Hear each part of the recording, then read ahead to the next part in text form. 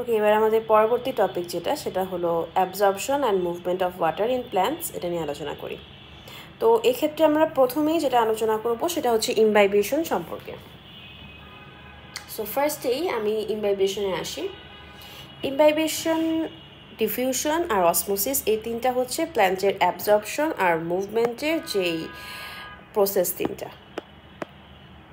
ফার্স্টে আমি ইমবাইবেশনে আসি। ইমবাইবেশন জিনিসটা কি? এটা একটা প্রসেস, যেই প্রসেসে হাইড্রোফিলিক সাবস্ট্যান্স যেগুলো, এটা হচ্ছে ওয়াটারকে অ্যাট্রাক্ট করে, বাট কোনো সলিউশন ফর্ম করে না। কি করে? হাইড্রোফিলিক সাবস্ট্যান্স ওয়াটার অ্যাট্রাক্ট করে। যেমন যদি উদাহরণ দিই, যেমন একটা ড্রাই উড, আমি একটা ড্রাই উডকে সুন্দর মতনে পানিতে চুবাই রাখলাম, ঠিক আছে, পানিতে। তো তখন কি হবে, পানিতে যদি আমি এটা সিঙ্ক করি তখন হচ্ছে এটা সোয়েল আপ হয়ে যাবে, ঠিক আছে। তাহলে এখানে কিন্তু হাইড্রোফিলিক সাবস্টেন্সটা কে? এখানে হাইড্রোফিলিক সাবস্টেন্সটা হচ্ছে আমাদের ড্রাই উড। ড্রাই উডটা আমাদের হাইড্রোফিলিক সাবস্টেন্স এবং এটা একটা কলোয়েডাল সাবস্টেন্স। তো স্বভাবতই প্রশ্ন আসে যে আসলে কলোয়েডাল সাবস্টেন্স জিনিসটা কি? আচ্ছা, কলোয়েডাল সাবস্টেন্স হচ্ছে এক ধরনের মিক্সচার, আমি বলতে পারি। কলোয়েডাল সাবস্টেন্স হচ্ছে একটা মিক্সচার যেখানে one substance is finely distributed within another substance. এটা আসলে কি বলবো, তোমাদের ইন্টারমিডিয়েটে যখন আমরা পড়বো তখন হচ্ছে আসলে সুন্দর মতন এই কনসেপ্টটা ক্লিয়ার হবে। আপাতত জেনে রাখো, এমন ধরনের একটা মিক্সচার থাকবে, কলোয়েড মিক্সচার, সেখানে হচ্ছে সলিড পার্টিকেলগুলো গ্র্যাভিটির কারণে এখানে সাসপেনশন হয় না আর কি, ডিসপার্সড অবস্থায় থাকে। আচ্ছা, তো এরকম হচ্ছে কলোয়েডাল সাবস্টেন্স কী কী আছে আমাদের, সেটা হচ্ছে আমাদের ড্রাই উড আছে। তারপর আমরা দেখব এখন এই হাইড্রোফিলিক কলোয়েডাল সাবস্টেন্স কী কী হতে পারে। দেখো তো, এই যে কলোয়েডাল সাবস্টেন্স, এটা দুই রকমের হতে পারে। একটা হচ্ছে হাইড্রোফোবিক আর একটা হচ্ছে হাইড্রোফিলিক। কী কী হতে পারে? Hydrophobic, hydrophilic. আমরা তো জানি হাইড্রো মানে পানি আর ফিল মানে ভালোবাসা। তাহলে হাইড্রোফিলিক মানে হচ্ছে পানির প্রতি যে যার ভালোবাসা আছে। আর হাইড্রোফোবিক, হাইড্রো মানে পানি, ফোবিক মানে হচ্ছে ভয়, ফোবিয়া মানে হচ্ছে ভয়, ঠিক আছে। তাহলে হাইড্রোফোবিক মানে হচ্ছে যে পানিকে ভয় পায়। তো এই যে হাইড্রোফিলিক সাবস্টেন্স কারা বলো তো? এখানে হাইড্রোফিলিক সাবস্টেন্স হচ্ছে আমাদের সেলুলোজ, স্টার্চ, জেলাটিন। তাহলে আমাদের যদি প্রশ্ন করা হয় যে সেলুলোজ, স্টার্চ, জেলাটিন এই তিনটা কি, এই তিনটা আমি দুটো জিনিস বলতে পারবো এদের সম্পর্কে। এক, এরা হলো কলোয়েডাল সাবস্টেন্স। প্রথমত এরা কলোয়েডাল সাবস্টেন্স, দ্বিতীয়ত এরা হচ্ছে হাইড্রোফিলিক। কি আমি বলতে পারবো? কলোয়েডাল সাবস্টেন্স বলতে পারবো এদেরকে, প্লাস বলতে পারবো এরা হচ্ছে হাইড্রোফিলিক, ঠিক আছে। তো আমরা আসি যে এই যে সেলুলোজ, স্টার্চ, জেলাটিন, এরা হচ্ছে হাইড্রোফিলিক সাবস্টেন্স। এরকম কলোয়েডাল নেচারের একটা সাবস্টেন্স আছে, সেটা হচ্ছে প্রোটোপ্লাজম।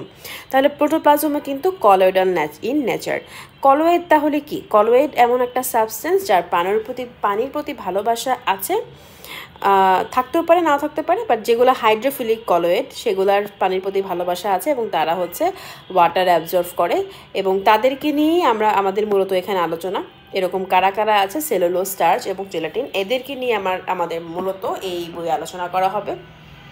অ্যান্ড কোশ্চেন হতে পারে যে ড্রাই উড যেটা, সেটা হচ্ছে তোমার এখানেই কেন আসলে এটা কেন পানি অ্যাবজর্ব করে, ঠিক আছে। তাহলে এই যে আমি একটা ড্রাই উড যদি ওয়াটারে আমি রাখি, তাহলে এটা পানি অ্যাবজর্ব করবে। কেন করবে? কারণ এটা এই যে ড্রাই আর হাফ ড্রাই কলোয়েডাল সাবস্টেন্স যেগুলো আমাদের আছে, সেগুলো হচ্ছে অ্যাবজর্ব করে, লিকুইড অ্যাবজর্ব করে। তাহলে যেগুলো ড্রাই উড, তাদের কিন্তু ভেতরে স্পেস আছে যেখানে ওয়াটার এন্টার করতে পারবে, এবং এই স্পেসে ওয়াটার এন্টার করার পরে উডটা এক্সপান্ড হয়ে যাবে, ঠিক আছে। তাহলে এটাই হচ্ছে মেনলি যে আমাদের যখন একটা ড্রাই উড আমি ওয়াটারে রাখি, তখন এটা ওয়াটারকে অ্যাবজর্ব করে, এবং অ্যাবজর্ব করার পরে কি হয়, সেটা সোয়েল আপ হয়ে যায়। এবং এটা কিভাবে পানি অ্যাবজর্ব করে ড্রাই উডটা, তার ভেতরে স্পেস থাকে, সেই স্পেস থাকার কারণে ওয়াটারটা সুন্দর মতো অ্যাবজর্ব হতে পারে। আর একটা বিষয়, আমাদের সেলুলোজ, স্টার্চ, জেলাটিন, এখন ড্রাই উড কেন পানিটাকে টেনে নেয় বলো তো? কারণ আমাদের ড্রাই উডে কিন্তু সেলুলোজ আছে, তাই না? সেলুলোজ কিন্তু প্ল্যান্টের একটা উপাদান আছে। সেলুলোজ থাকাতে সে কিন্তু হাইড্রোফিলিক একটা সাবস্টেন্স হিসেবে কাজ করছে এবং পানি টেনে নিয়ে সে সোয়েল আপ হয়ে যাচ্ছে। ঠিক সেরকম পানি টেনে নেবে আমাদের প্রোটোপ্লাজম, কারণ প্রোটোপ্লাজমও কলোয়েডাল ইন নেচার।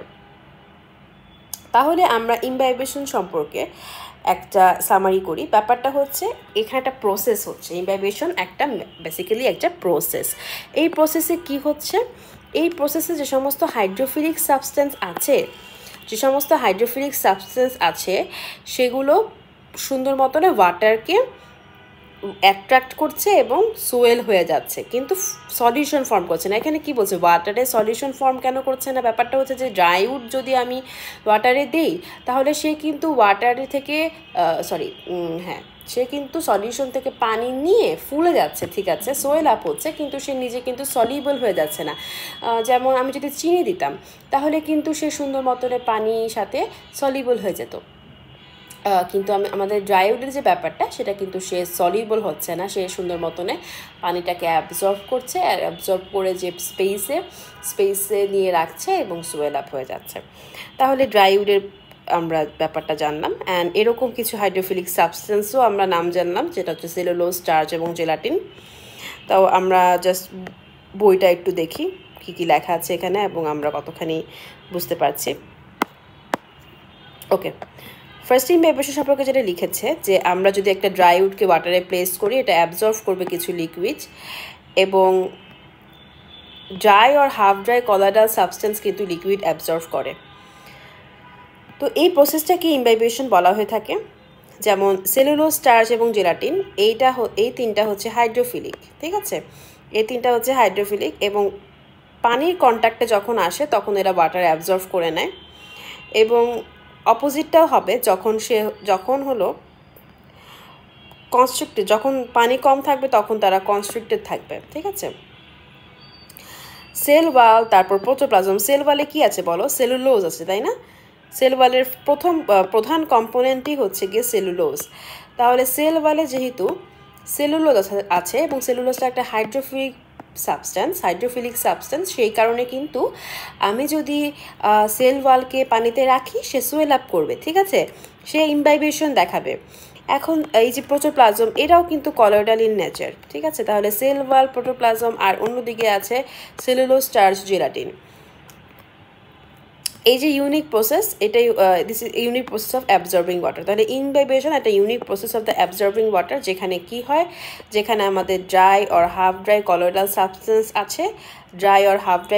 সাবস্টেন্স আছে। কেন ড্রাই এবং হাফ ড্রাই বলা হয়েছে? কারণ এদের ড্রাই এবং হাফ ড্রাইয়ের মধ্যে কিন্তু ভালো স্পেস থাকে ওয়াটার এন্ট্রি করার জন্য, ঠিক আছে, এবং তারা সুন্দর মতনে ওয়াটারটাকে অ্যাবজর্ব করে নেয়।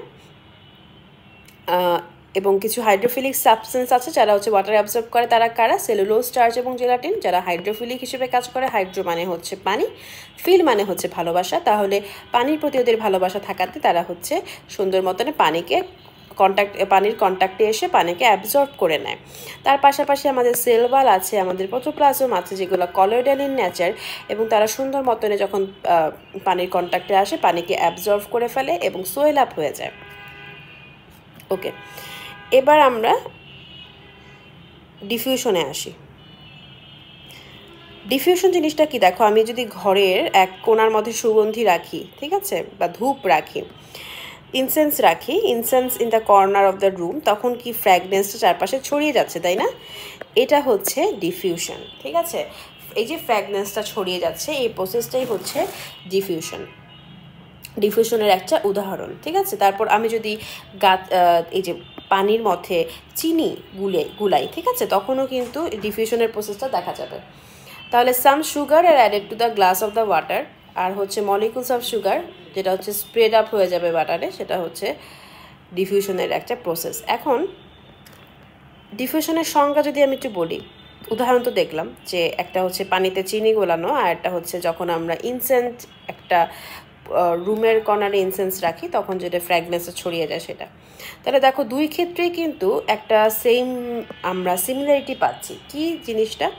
দেখো সুগন্ধি এদিকে বেশি ঘরের, তাই না, এই কর্নারে বেশি, আস্তে আস্তে ছড়িয়ে যাচ্ছে।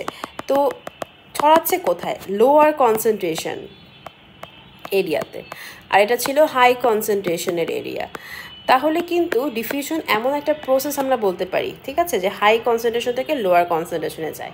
তাহলে এখানেও আমরা দেখতে পারি চিনির পানি গোলানোর ক্ষেত্রেও এই যে চিনি দেখো এখানে হাই কনসেন্ট্রেশন আছে আর এখানে আছে হচ্ছে লো কনসেন্ট্রেশন। তাহলে চিনির পানি কিন্তু দেখো এখানে যদি ডিফিউশন যখন হয় তখন এখানে হচ্ছে হাই কনসেন্ট্রেশন থাকবে চিনির এবং এখানে থাকবে হচ্ছে গিয়ে লো কনসেন্ট্রেশন। তাহলে এই জায়গাতে সুন্দর মতন ডিফিউশন হচ্ছে। এটা ডিফিউশন একটা ফিজিক্যাল প্রসেস, ঠিক আছে, যার মাধ্যমে molecule of any substance spreads from a region of higher concentration to the region of lower concentration। দেখো হায়ার কনসেন্ট্রেশনের একটা রিজিয়ন থেকে লোয়ার কনসেন্ট্রেশনের রিজিয়নে মলিকিউলগুলো স্প্রেড আউট হচ্ছে। আচ্ছা, তাহলে এই গেল আমাদের ডিফিউশনের ব্যাপারটা, যে এটা একটা মোটামুটি এটা দেখো এটা কিন্তু স্পন্টেনিয়াসলি হয় ন্যাচারালি, ঠিক আছে, ন্যাচারালি এটা একটা স্পন্টেনিয়াস প্রসেস। এটা দেখো যে এখানে অনেকগুলা দেখো কণা দেখা যাচ্ছে, সেটা যখন ন্যাচারালি স্প্রেড আউট হয়ে সেটা হচ্ছে এভাবে ছড়িয়ে যাবে, মানে হায়ার কনসেন্ট্রেশন থেকে সে লোয়ার কনসেন্ট্রেশনের দিকে যাবে। আচ্ছা, এবার আমরা যেটাতে আসবো সেটা হচ্ছে ডিফিউশন প্রেশার। তোমাদের বইয়ে ডিফিউশনের পরে ডিফিউশন প্রেশারের সংজ্ঞা দিয়েছে, তারপর ডিফিউশন প্রেশার ডেফিসিট, এই জিনিসগুলো সংজ্ঞা দিয়েছে। মাঝে মাঝে কিন্তু আমরা এই বিষয়গুলোকে গুলিয়ে ফেলি এবং এটা কি আসলে ক্লিয়ার কনসেপ্ট, যা এটা কেন আসলে এভাবে ডিফাইন করা হয়েছে এই জিনিসটা কিন্তু বুঝতে পারি না। তো আমরা আসলে পুরোপুরি এই কনসেপ্টগুলোকে ক্লিয়ার করার চেষ্টা করব, যে কেন এটাকে হচ্ছে ডিফিউশন প্রেশারটা কেন মেজার করা হলো এবং এটার কি কাজ, ডিফিউশন প্রেশার ডেফিসিটের বা কী কাজ। তো আসো আমরা একটু মানে ধৈর্য ধরে মানে পুরাপুরি কনসেপ্টটা ক্লিয়ার করে তারপরে এখান থেকে যাই, ঠিক আছে। তো এদিকে আসো আমরা একটু দেখি, এদিকে একটু লক্ষ্য করি যে এইখানে দেখো একটা হাই কনসেন্ট্রেশনের এরিয়া আছে, মলিকুলগুলো এখানে হাই কনসেন্ট্রেটেড অবস্থায় আছে, আর এটা হচ্ছে লো কনসেন্ট্রেশনের এরিয়া যেখানে লেস এনার্জি স্টোর আছে। তো বিষয়টা ভাবতে জানি কেমন লাগে, তাই না, যে একটা এরিয়া যেখানে হচ্ছে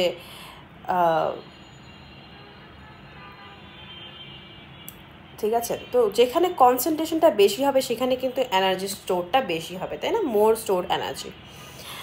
তো আমি জাস্ট খালি একটা এই যে এনার্জি যে আসলে স্প্রেড আউট হয়ে যাচ্ছে এই ব্যাপারটা বোঝানোর জন্য জাস্ট একটা উদাহরণ যদি দিই, যেমন আমরা ধরো ছাদের টাঙ্কিতে পানি রাখি, এটা হচ্ছে ওয়াটার স্টোরড অ্যাট হাইট। আমরা তো ফিজিক্স থেকে পড়েছি যে এখানে কিন্তু একটা পটেনশিয়াল এনার্জি জমা হচ্ছে, ঠিক আছে। আমরা তো হচ্ছে গ্র্যাভিটির অপোজিটে, আমরা তো ক্লাস 8-এ আসলে এই বিষয়গুলো নিশ্চয়ই ক্লিয়ার করে এসেছি। তাছাড়াও আমার ফিজিক্সে যখন ক্লাস হবে তখনও পটেনশিয়াল এনার্জি সম্পর্কে আমরা বিশদ আলোচনা করব। তার পাশাপাশি আমাদের পটেনশিয়াল এনার্জি জিনিসটা কি এটা তো আমরা জানি, যে একটা সাবস্টেন্সকে যখন তার নর্মাল জায়গা থেকে আমরা সরাই একটা গ্র্যাভিটির অপোজিটে, তখন কিন্তু এর ভিতরে কিন্তু পটেনশিয়াল এনার্জি জমা হয়। যেমন আমি যদি পানিটাকে ছাদের মধ্যে রাখি তাহলে তার মধ্যে কিন্তু পটেনশিয়াল এনার্জি জমা হবে।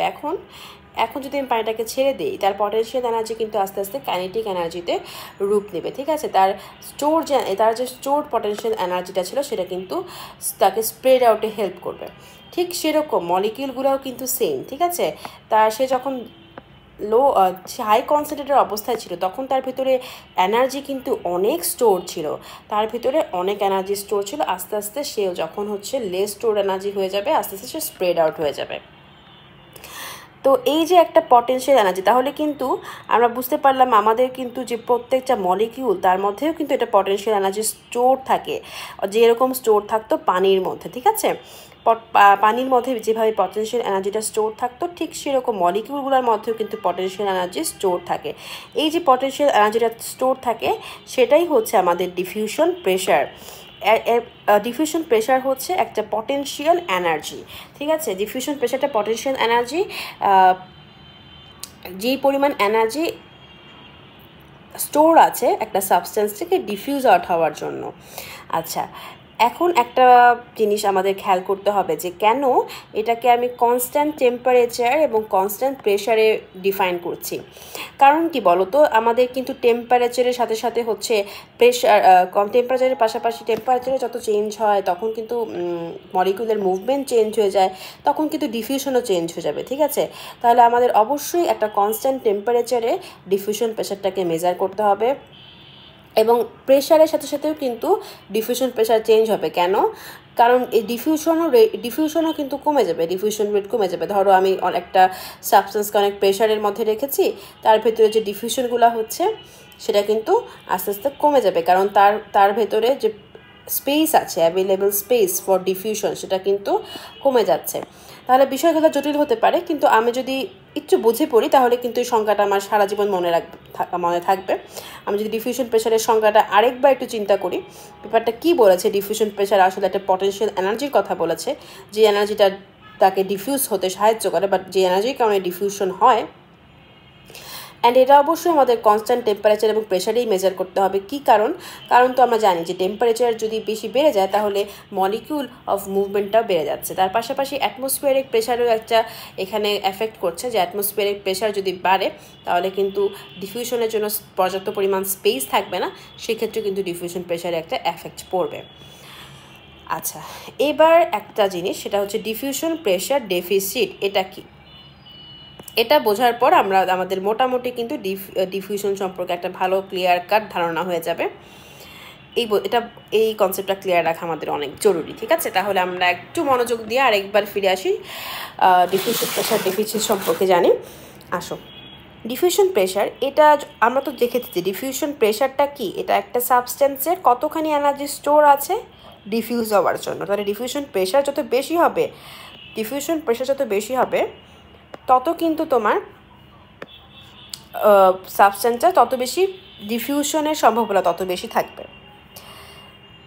ঠিক আছে, তাহলে একটা সাবস্টেন্সের ডিফিউশন প্রেশার যদি বেশি হয়, সে তত বেশি ফ্রিলি মুভেবল হবে, বা তার বেশি ডিফিউশন রেটটা তার তত বেশি হবে। ঠিক আছে, তো এখন একটা জিনিস খেয়াল করো, আমাদের যদি পিওর ওয়াটার থাকে তাহলে কিন্তু তার ডিফিউশন প্রেশারটা হাই থাকবে, মানে তার ডিফিউজ হওয়ার সম্ভাবনা বেশি থাকবে ডিফিউশনের।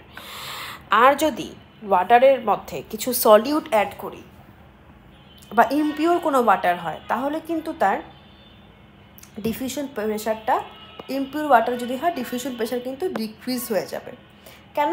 কারণ ওয়াটার মলিকিউলগুলো ট্র্যাপ হয়ে থাকে সলিড মলিকিউল দ্বারা। মানে ওয়াটার মলিকিউলের সাথে আমি যদি সলিড অ্যাড করি তখন কিন্তু ওয়াটার আগের মতো ডিফিউশনে রেট দিতে পারবে না। ঠিক আছে, তো আগের মতো সে মুভমেন্ট করতে পারবে না, আগের মতো সে স্বাধীনভাবে চলতে পারবে না, কারণ তার মধ্যে একটা সলিউড অ্যাড করা আছে। তার মধ্যে যেহেতু সলিউড অ্যাড করা আছে, সে কারণে আমরা বলতে পারি যে তার এই যে ওয়াটার মলিকিউলসগুলো ট্র্যাপড হয়ে যায় সলিড মলিকিউল দ্বারা। এখন এই যে ডিফিউশন, যে পিওর ওয়াটারের ডিফিউশন প্রেশার আর সলিউশনের ডিফিউশন প্রেশার, এটার যে পার্থক্য সেটাই হচ্ছে আমাদের ডিপিডি। এখানে ওয়াটারের জায়গায় অন্য যে কোনো সলভেন্টের কথা বলতে পারে, সলভেন্ট হতে পারে। তাহলে এই যে ডিপিডিটা কি? ডিপিডিটা হচ্ছে এই যে পিওর ওয়াটার ডিফিউশন প্রেশার এবং সলিউশনের ডিফিউশন প্রেশার, এই দুটার পার্থক্যই হচ্ছে মেনলি আমাদের ডিপিডি। ঠিক আছে, ওকে। এবং দেখো, এখন যদি সেলে অল্প পরিমাণে ওয়াটার থাকে, তাহলে সেলের সলিউটের কনসেন্ট্রেশন বেশি থাকবে। ওয়াটারের কনসেন্ট্রেশন, একটা সলিউশনে যদি ওয়াটারের কনসেন্ট্রেশন কমে যায় তাহলে এটা কিন্তু সলিউশনটা কিন্তু হাই কনসেন্ট্রেশনের হয়ে যাবে, তার সলিউটটার কনসেন্ট্রেশন বেশি থাকবে, তাই না? খুব স্বাভাবিক। একটা চিনির পানিকে আমি যদি জাল দিয়ে পানি শুকিয়ে ফেলি, তখন কিন্তু আমার দ্রবণের এই সলিউশনের ঘনত্বটা বা ডেনসিটিটা বা কনসেন্ট্রেশনটা কিন্তু বেড়ে যাচ্ছে। ঠিক আছে, তখন তার কিন্তু একটা হাই ডিপিডি থাকবে। হাই ডিপিডি মানে কি বলো তো? হ্যাঁ, দেখো, সলিউশনের ডিফিউশন প্রেশারটা কিন্তু এখানে এই পিওর ওয়াটারের ডিফিউশন প্রেশার আর সলিউশনের ডিফিউশন প্রেশারের মধ্যে একটা বড়সড় পার্থক্য দেখা যাচ্ছে এখানে, তাই এখানে হাই ডিপিডি থাকবে, হাই ডিপিডি বা হাই ডিফিউশন প্রেশার ডেফিসিট। এখন হাই ডিপিডি আমরা একটা জিনিস যদি এখান থেকে কোনো লাইন যদি আমরা ভালো মতো মনে রাখতে চাই, সেটা হচ্ছে এই যে হাই ডিপিডি, যেটা হাই ডিপিডি হলে কোনো কিছু যদি হাই ডিপিডি, কোনো সেলের যদি হাই ডিপিডি দেখা যায়, তাহলে আমরা বুঝে নেব যে সেলের অনেক বেশি পরিমাণে ওয়াটার লাগবে। হাই ডিপিডি হলে আমরা বুঝে নেব যে সেলের অনেক বেশি পরিমাণে ওয়াটার লাগবে, এবং হাই ডিপিডি হলে অনেক বেশি পরিমাণে ওয়াটার পুল করবে নিয়ার বাই সেল থেকে।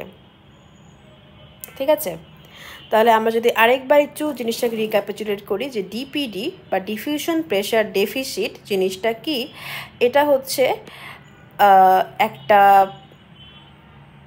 ডিফারেন্স। কিসের ডিফারেন্স? পিওর ওয়াটারের ডিফিউশন প্রেশার আর সলিউশনের ডিফিউশন প্রেশারের একটা ডিফারেন্স। এখন সেলে যদি ওয়াটার, ধরো আমাদের সেলে ওয়াটার কম, তখন কি হবে?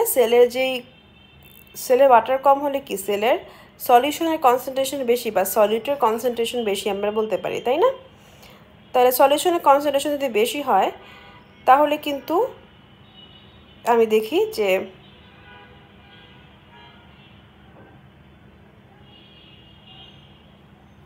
এই যে সলিউশনস